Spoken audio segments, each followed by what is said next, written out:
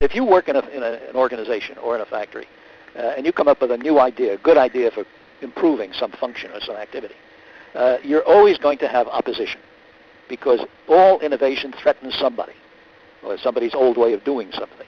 So any new idea in any organization. Now, in a Soviet factory, if you came up with a good idea, you would of course face opposition, but you had a very high risk. Soviet factory, you not only got your paycheck from the factory, but you got your doctor, you got your housing, you got your ability to travel or not travel. All kinds of things depended on your job.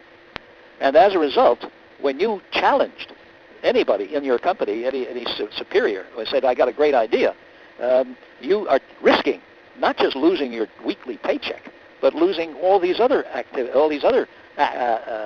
forms of reward that you otherwise depend on.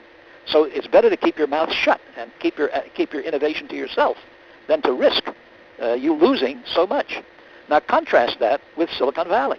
And by the way, let's say you do persuade you to change some function that you're working on and do it better. You don't get any more money. You just get the same paycheck as everybody else got in that system. Contrast that with Silicon Valley. It's the exact opposite. In Silicon Valley, you had the risk, but you didn't have as much risk as you had in a Soviet factory. And in fact, we saw this incredible outpouring of innovation that transformed the world, coming out of young people in an economy which, for them, could reward them incredibly, make them into millionaires and billionaires if they had a good idea. So both sides have risk, but one side rewards the risk with a lot of potential payoff, and the other side doesn't.